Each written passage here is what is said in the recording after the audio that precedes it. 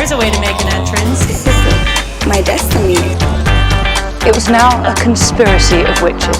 Download Veely today. The whole point of being in these long retreats is that it gives time to really merge with the practice. And also it has to do with this whole idea of identity of the roles which we normally play.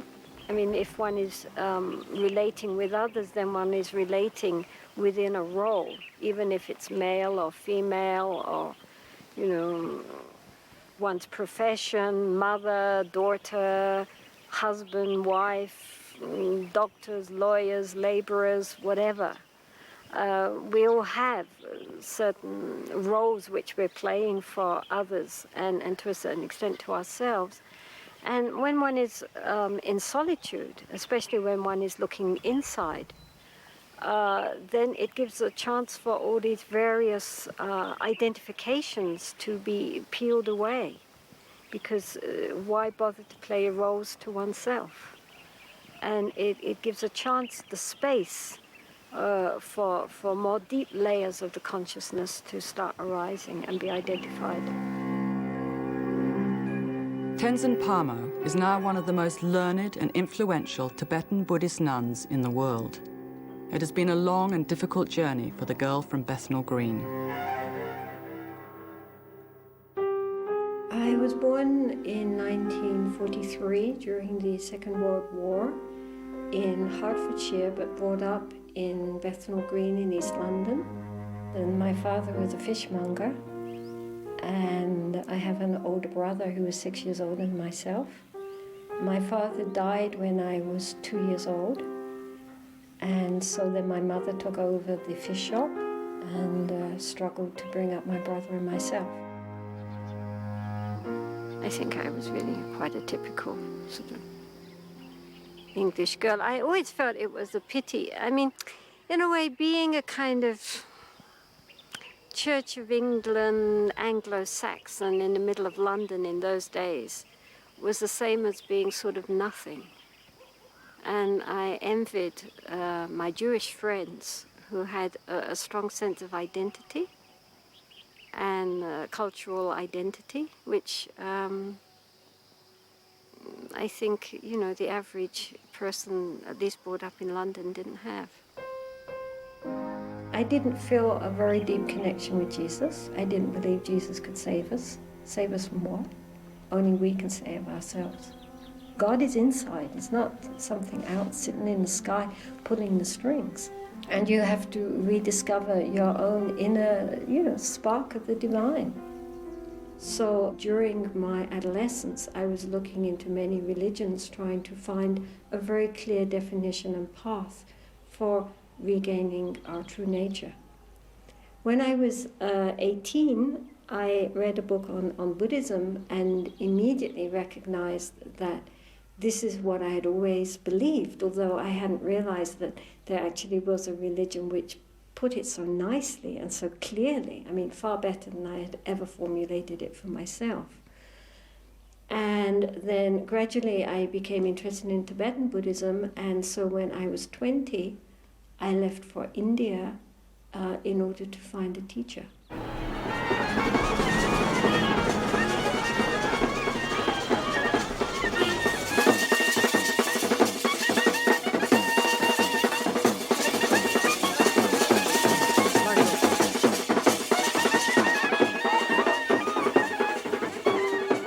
When Tenzin Palmo arrived in India, she was one of many Westerners looking for enlightenment in the East.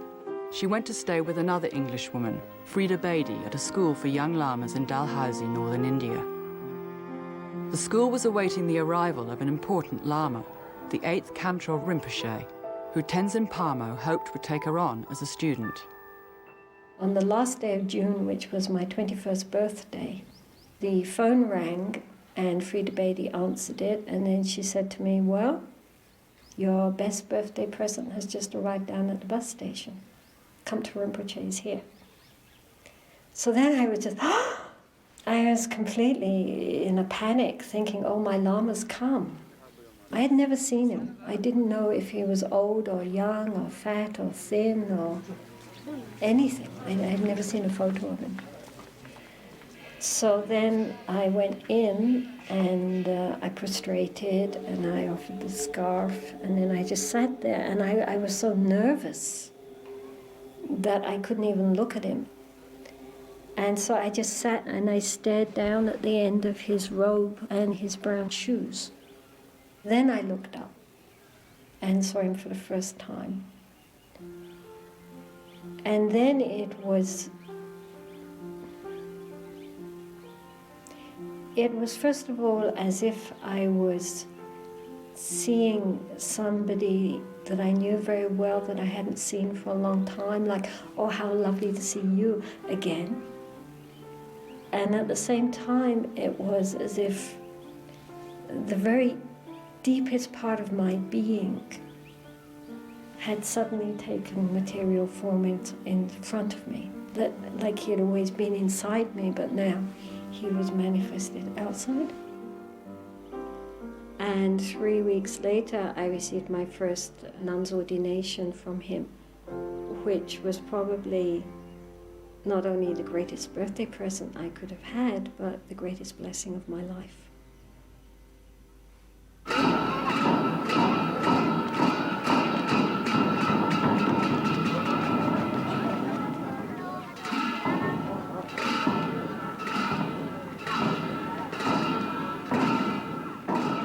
Rinpoche said to me that in previous lives I was able to keep you very close to me, but this time you have taken female form, so it's more difficult. I stayed with him and his community for about 6 years. I was working as his secretary and also teaching English to the young monks. But because those were very early days, they really didn't know what to teach to a Western person.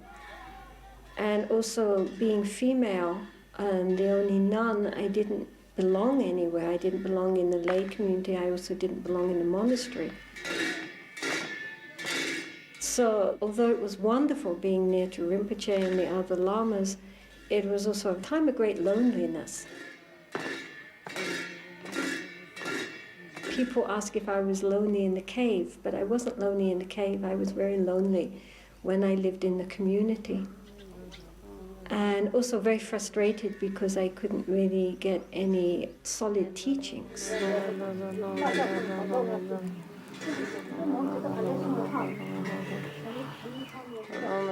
It was impossible to fight the prejudice within a monastery. There was no way. Not only because of being Western, but because of being female. I mean, I saw it when male Westerners came, how they were treated and how much teachings they were given, even if they weren't even Buddhists. What to speak of monks, if they were just scholars or just anybody that turned up. I mean, the lamas automatically, without even questioning it, gave them all sorts of teaching and so much time and so much attention. Just because they were males.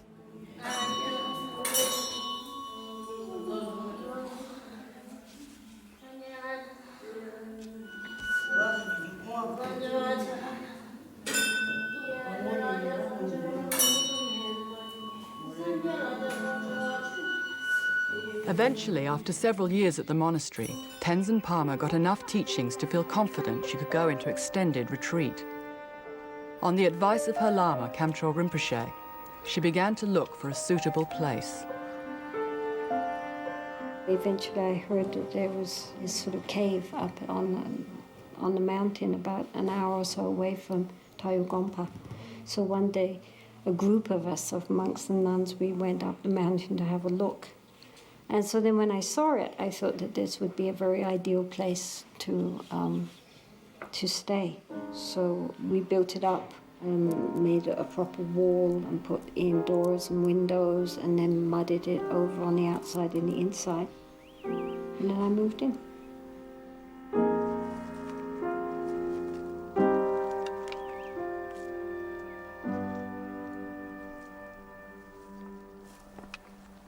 This is the very cave where Tenzin Palmo lived for 12 years alone in the retreat. Yeah, here she put a small box, that is meditation box, that is Tibetans call the gomti. In the gomti, you can just sit as in a meditation posture, but you cannot lie down. That she did for 12 years, like Buddha did for 6 years, but she lived for 12 years here in this high mountain cave. So this is the meditation box, and then this was a box which I used as the table, and then these are Tibetan books wrapped in cloth. And this is the window, and this is the stovepipe. And when one was in retreat, then normally the day was divided into 4 sessions. So one got up around 3 and did the first session until 6, and then had breakfast, and then started again around 8 until 11, and then had lunch, and then had a break. I mean, there was always things to do, especially in the winter, a lot of clearing snow and chopping wood and other tasks, and then to start again at 3 for another 3 hours, and then have a tea break, and then again in the evening. There she used to grow some vegetables during summer. And this small area, she grew here turnip, cabbages. That small fence was there to keep the wild animals away. And this is the way where she used to go for fetching water.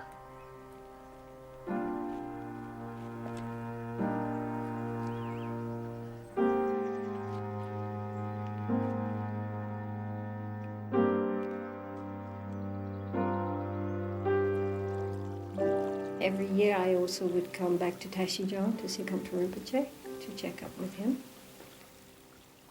When I was away, then I would, if any ideas came to me, I would write questions, all sorts of different kinds of questions, and I would have these pages of questions. And then when I would see him again, he'd sort of lean back and say, okay, where's your list?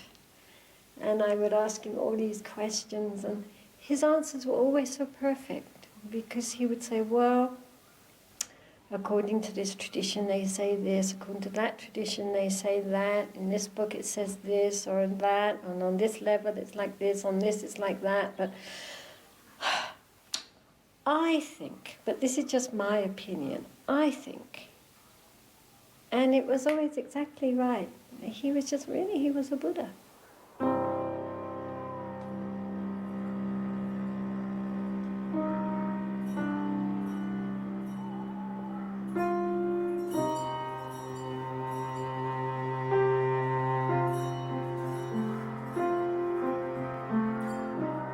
Tenzin Palmo's annual visits to her teacher guided her rigorous practice.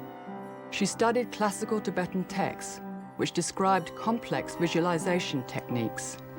In accordance with the highest aesthetic traditions, she slept for only 3 hours every night, seated in a meditation posture.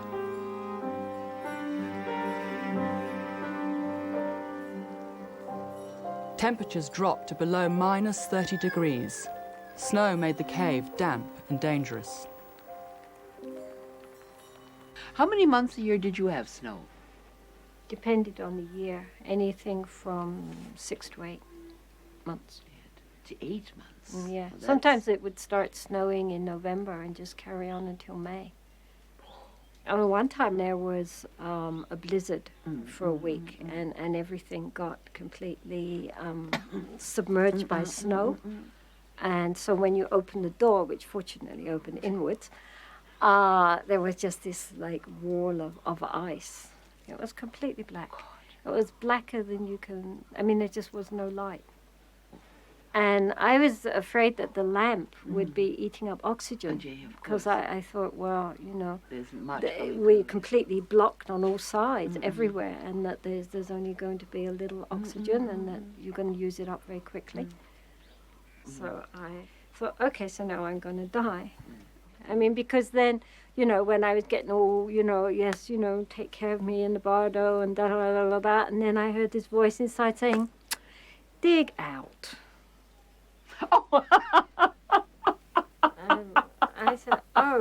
yes, right, Rinpoche. Okay. Right. So, I love it. so then I tried digging out, because, because it was a wall, then you had to bring the snow into the cave, right? So indeed it was not the cave in the snow, it was the snow in the cave. Right.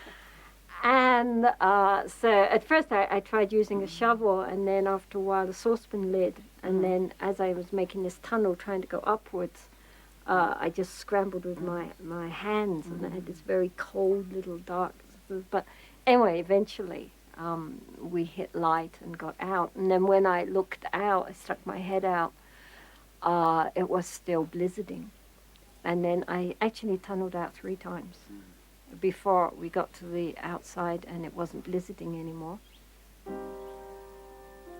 What was the hardest thing you went through? When the police officer came at the end and knocked on the door and said, handed me a notice saying you've been in the country for 3 years illegally, and you better come down because you've got 72 hours to get out of the country.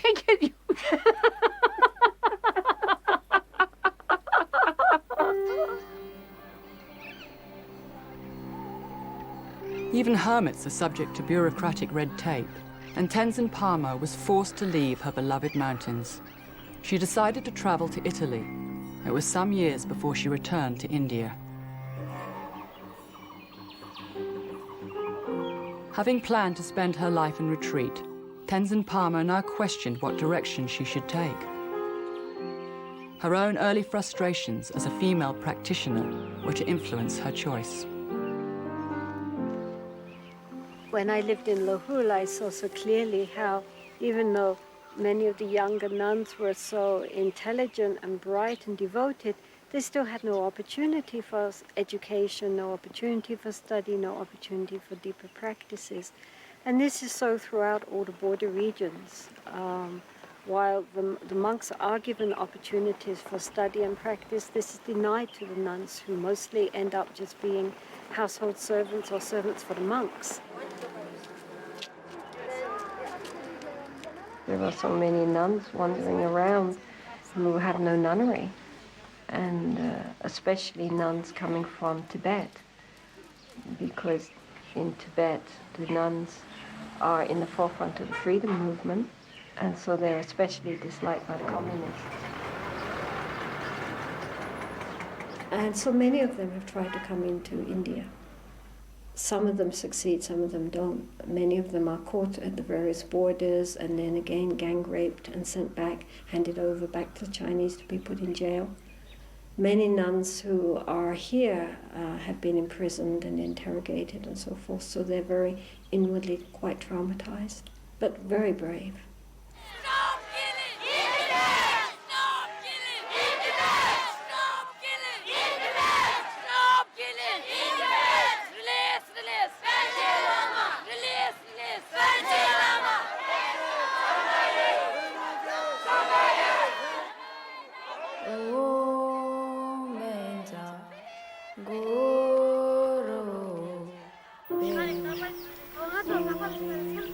Nuns who have managed to escape Tibet join the ranks of many other nuns in the border regions who have struggled to access teachings.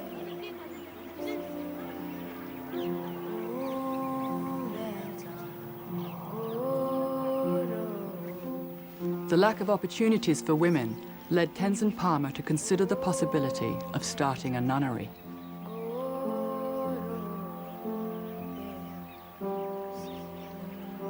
We went to see an astrologer, and so then I said to him, look, I have these 2 options. Either I can go into retreat or I can start a nunnery. So which should I do? And he looked in the chart, and then he said, well, if you go into retreat, very harmonious, very peaceful, very nice. If you start a nunnery, many problems, many conflicts, many difficulties. But both are good, so you decide. So then I thought, well, obviously, back into retreat. You know? And then I met with a Catholic priest, and I mentioned this to him. And so he said, oh, well, of course you start in the nunnery. He said, what's the use of always being in a peaceful, pleasant situation? We are like rough pieces of wood. And if we're always stroking ourselves with silk and velvet, that's very nice, but it doesn't make us smooth. To become smooth, what we need is sandpaper. So the nunnery is my sandpaper.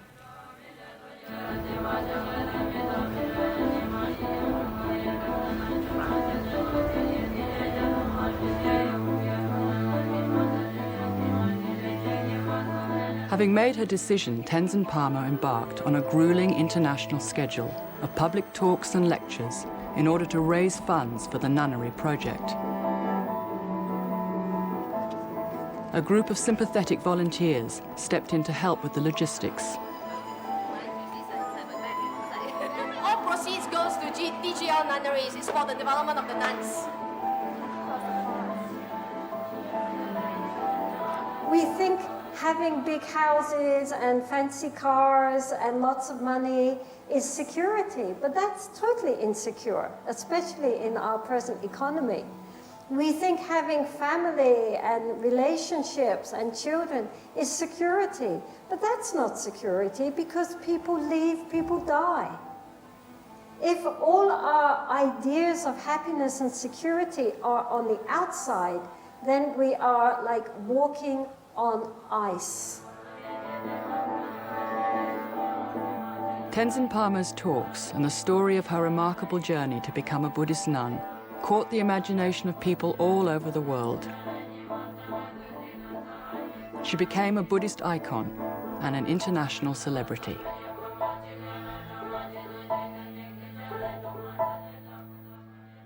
I think one of the great things about being a nun is you never have to think about your hairdo.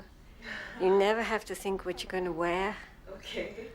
I don't have to get up in the morning and open the wardrobe and gaze at all my costumes and decide what I'm going to wear. I wear whatever it happens to be clean. You don't care what the fashions are. That's right. You know, you don't have to care about anything. You know, what color's in this year or not in this year. It's for you the same old color year in, year out. One of the first to recognise the inspirational nature of Tenzin Palmo's story was journalist Vicky Mackenzie. Her book, Cave in the Snow, has been translated into 9 languages. It quickly cemented the reluctant heroine's fame. I have no glasses, so I'm just writing blindly and hope it comes out like a signature. I'd like to get a T-shirt with quotation from Venerable Tenzin Palmo. All proceeds goes to Dongyu Gatsal Ling. I'd like to take a look. We have all sizes.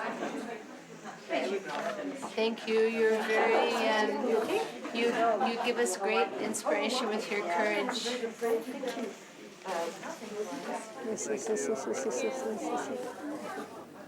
I come seeking wisdom generally and for specific things, and it comes through. I get always a gem or two to take home. I saw her 2 years ago in Sydney, and there's always a gem or two to take home and really transform my life with. And we are noticing that the nuns really are really dedicated and practicing, and we hope that in the future some of them, through their studies and through their practices, can also become teachers of others, because there is a great dearth of female teachers in the Tibetan tradition. So thank you very much. Taiwan is a very unique situation. There is about 3 times the amount of nuns than monks. So you would definitely find that there will be more nuns in service in this conference than monks would be.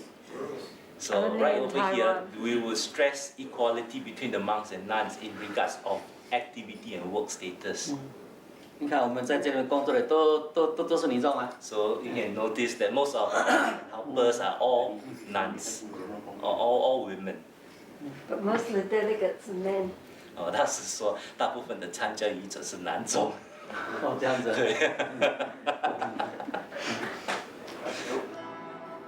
This is basically a boys' club with the young girls doing all the work.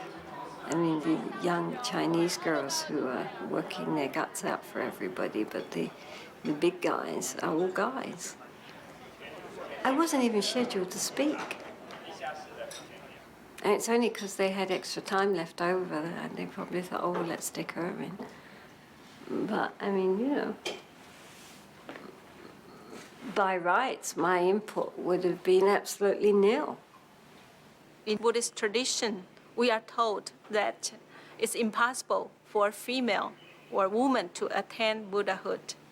Yeah, we have to transform into a male body to become a Buddha. Yeah, it's strongly emphasized. The Buddha himself was very open-minded, but gradually the Sangha, the community, became more misogynic.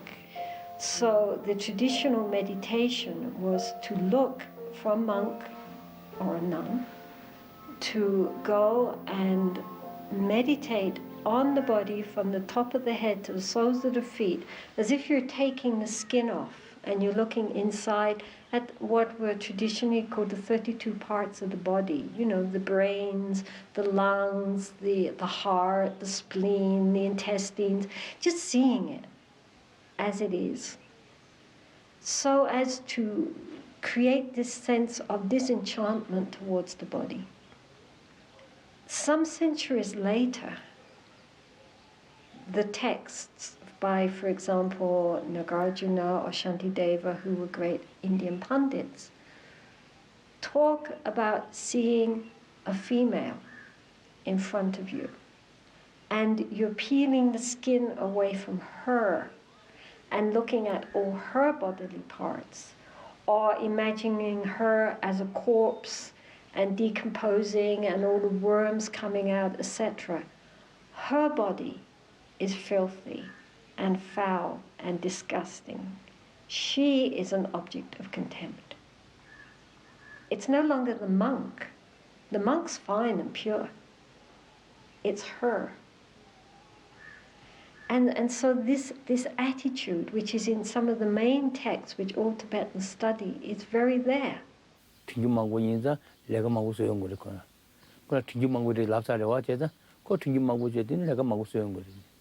보면서는 전부 쉬우 해서나 근데 기능 간가를 미게 발전하는 거 자체는 저기 있어야 돼. 뭐발 보면 전에 지라 어쩌서나 근데 들으시고 있어야 돼. We can change. The Buddha himself said that we can change. If we could not change, I would not tell you to change. But we can change. We can turn our anger and our sense of aversion and revenge into understanding and loving kindness and compassion. We can do that. Just now you cuddle me, I feel so warm. Just now I cannot cry, but now I'm so touching that your love to me. I don't know nobody love me in this world, but you do. Thank you very much. Thank you very much. I hope see you next time. Let's go.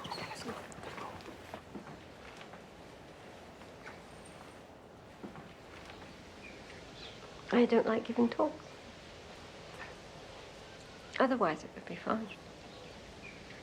There's always this little voice inside me saying, what do you think you're doing? And I think, yeah, what? There are times when I really feel trapped by the process, so to speak. You know, ending up starting this nunnery and going on world tours and things like that. And there are times when I feel a bit like a rabbit in a cage.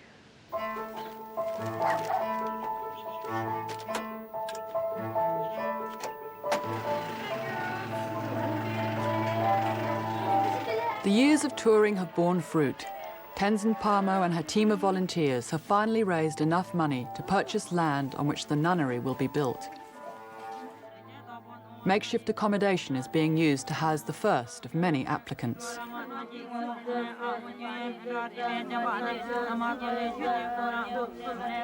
24 young girls have already arrived and been ordained. Plans are being made for a nunnery which will eventually house 160. An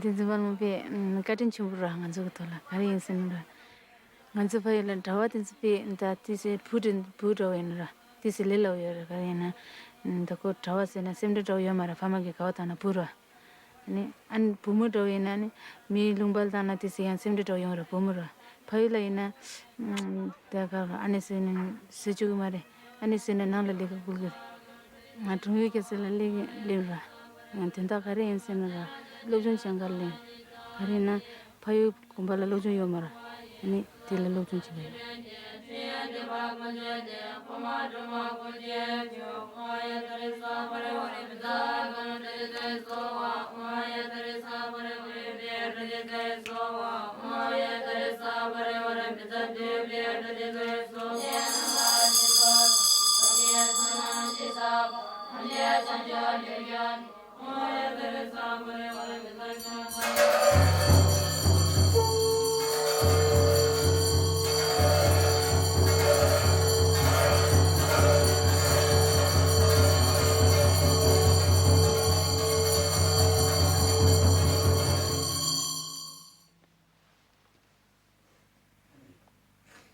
She is by temperament a hermit.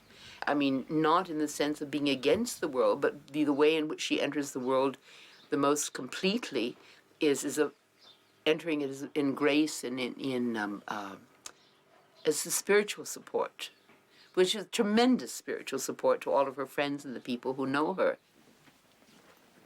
Now, in her expending her time and her energy on an exterior project, one worries about her. It's as though she's spending on a small, specific, everything that's great in her.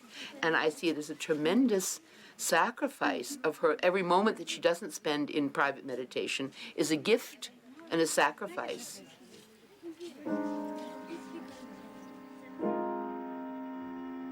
One of Tenzin Palmo's ultimate objectives is to introduce ordination for nuns at the highest level.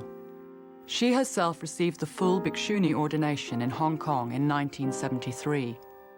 Such high ordination is only available in the Chinese Buddhist tradition.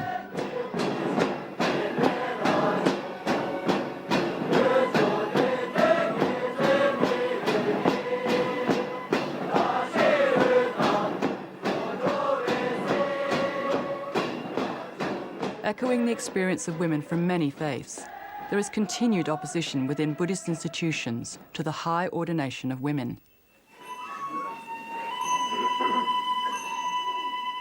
Tenzin Palmo's determination to change the status quo in the Tibetan system has led her to His Holiness the 14th Dalai Lama, the spiritual leader of the Tibetan government in exile. Chala. Allah. How are you? I'm very well. How are you? Fine. Really? I'm fully recovered now. Oh. No problem. May you live to be at least 108, if not 120. Now, I feel it is very, very important to have one international Sangha sort of conference and discuss and according to the present circumstances. Of course, the Buddha himself is allowed, or you should give the ordination, the highest ordination for none. Now, therefore, now we must make effort to reintroduce into those Buddhist community up to now no longer sort of Bhikshuni traditions. This is my task which not yet accomplished. Your Holiness, with all due respect, since I was ordained as a Bhikshuni in 73, we are now nearly in 2003. What progress have we made? We're still talking about it. You know, Your Holiness, getting anyone to agree to anything. You know, there's always going to be objections, and it will never happen. We just have to do it. I'm not Bansadara. I'm not Buddha. If I'm Buddha, I'm Bansadara, then I have the final authority to make new sort of traditions. But this is not the case. I know. We are just I always describe myself as a simple Buddhist monk, right, who are following the Buddhist teaching, and especially according to Nagarjuna's teaching. So Nagarjuna was pretty down on women, I have to say. Yes. And then Shantadeva also. And honestly, Your Holiness, you are not a female. You cannot imagine how much one has had this projection onto oneself and other females.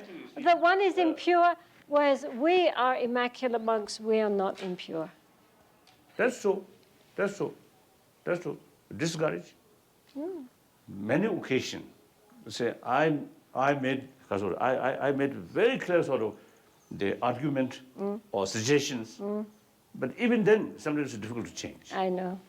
Buddhists always talk about impermanence and change, but like everybody else, they don't like to change at all. So I think the best thing, I think one of the positive, way to approach this problem or issue is, I think, like your work. I think this eventually, I think the real effect will come. It will come.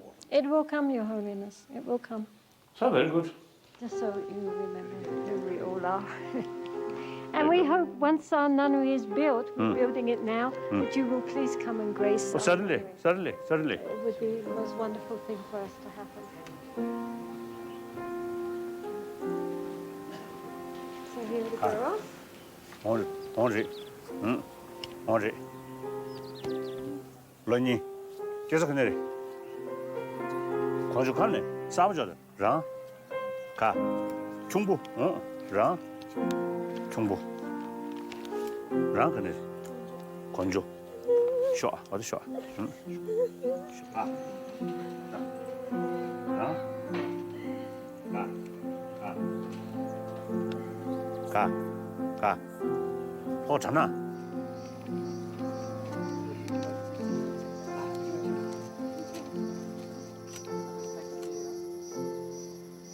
This will go on the front page of our newsletter. Big smile. Thank you. This here? Temple. This, no? It's going to be office and office type. Yeah, stuff. So this here marked, this here. And you? Here? You are there. You're there. This, yeah. This is cow shed. And pump room. Here, and this little office just below, and then just beyond that is the study center. Going down the hill. To teach her. Yeah? In Tibet, Kampa Rinpoche had a nunnery, and within this nunnery there were also groups of these females, they talked them Ma. They were also very great practitioners by all accounts. However, as far as we know, after the Cultural Revolution, we haven't heard any more about any of them. So Kampa Rinpoche at one time placed a kata around my neck and said that he always prayed that I would restore the lineage of Tokden Ma. I have always felt that as a kind of inner sacred mission. So what we're trying to do is to get some of our nuns at least to the point where they could at least start to be trained in this particular lineage. Tenzin Palmo's Lama always encouraged her to raise the standard of teaching offered to women and to reinstate the Togdenma lineage before the teachings were completely lost. The 8th Kamtrul Rinpoche died long before she was to embark on her arduous journey. The building of the nunnery honors a vision they shared. One morning, I was with my Dharma sister, Annie Loder. We went along to the monastery, and meantime we met another older American monk and another Australian man, and they said, "We think you haven't heard." And we said, "What?" And they said, Kamcha Rinpoche is dead. And I mean, I fainted, you know. I mean, it was the last thing in the world that any of us were expecting. He was only 48. Anyway,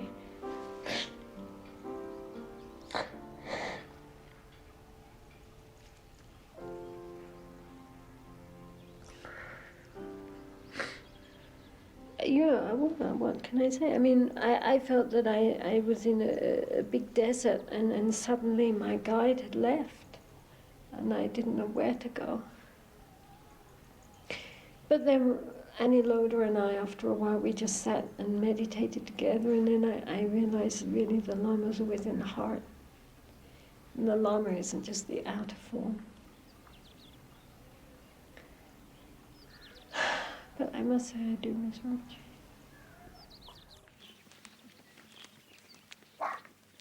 In the Buddhist tradition, death is not the end. High Lamas are reborn and recognized as incarnations. Tenzin Palmo's teacher is believed to have been reincarnated as the 9th Kamtrul Rinpoche.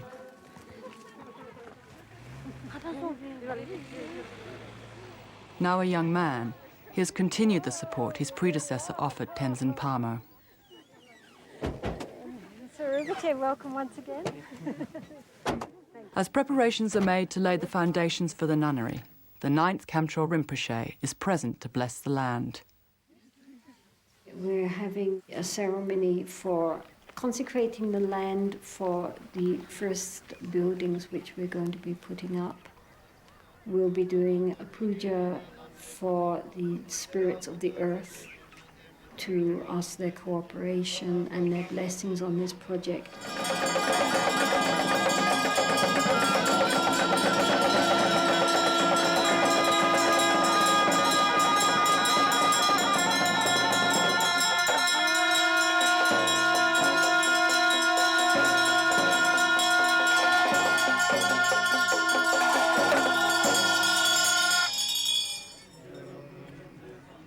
It's a very sad reflection that religion and the spiritual path, which should be something which opens us all up to our true human potential for wisdom and compassion, has often been the very vehicle which acts more to prejudice and to suppression.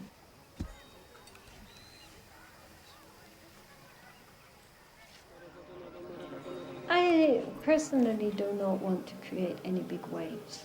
That creates opposition. I think it's just very slowly, gradually, things begin to change. The very fact that now nuns actually study and nuns debate is already something which 10 years ago was unthinkable.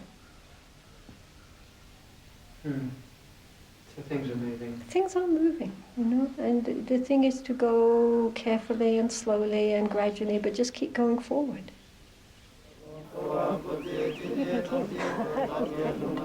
Thank you, Rinpoche. Please always bless this nunnery. Well, no, you know, we're the hosts, so we have to run around and talk to people. Secondary. Oh. We have your book, you know, we send it out to the prisoners. She said that he said to inspire them. Yes, life in the cave, they will feel quite at home with this idea. He said, don't feel bad, guys. This is where she lived. And she chose it. I suppose as the more I get to know her and spend time with her, and I see how she is with people, what she gives to people, how that people who come and listen to her teachings, who come and visit her here, how they go away, each of them goes away with something that they need from her. And I think she has these qualities of being able to help people, and that she can combine her 37 years as a Tibetan Buddhist nun, the most senior nun alive now. There's nobody who's been ordained earlier than her who's still alive. I think only 2 others were. That her life has really crossed a lot of boundaries, and it's it's covered a lot of history, if you like, about Buddhism in the West, which I think is also a really fascinating thing about her. That she saw it when the Tibetan Buddhists came out of Tibet, and she was there, and she's seen all the changes. She's lived it, she's had the teachings, and yet she can view all of this with a Western perspective. And she inspires many people, women and men, and women in particular, I think, who see that she's done it, and therefore, nobody else need be frightened of going for it as well.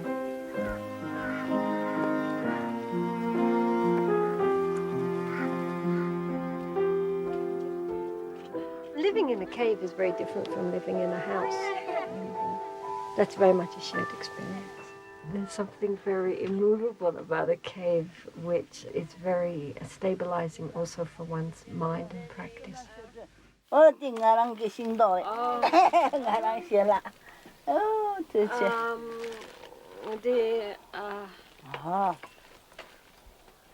does this compare to your cave?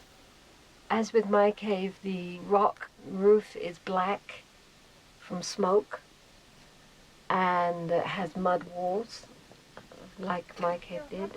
This one here is a little bit smaller because she has a separate kitchen, whereas in mine the kitchen and the actual room were together. But in many ways it's very similar.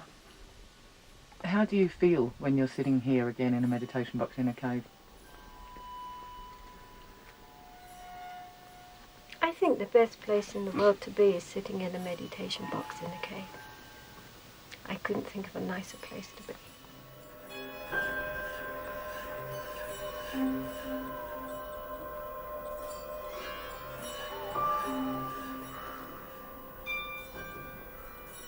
In a way, people are writing about and recording and relating to this being who doesn't really exist. Nobody believes me. But honestly, I just went to live in a cave because I wanted some peace and quiet and space. I just like being alone. For me to be alone is blissful. People always think, oh, what did you get from being in a cave and all this? But I mean, I think all that is totally irrelevant. It's not like that. It's not like you're studying for a PhD and at the end you get your diploma, and all the Buddhas and Bodhisattvas of the 10 directions sort of stand there applauding and saying, well done, oh Bodhisattva named so-and-so. It's not that. I mean, every life, if it's used with any kind of consciousness, is a journey of discovery. And being in a cave was likewise a journey of discovery. It's not that you're arriving anywhere, but you're journeying. The journey itself is the important thing. The spiritual life is an ongoing process. You breathe in and you breathe out. Well, I breathed in by being in retreat, then I breathed out by trying to help to raise the standard for women, the potential for these girls that they can study and practice. And after that, then I need to breathe in again.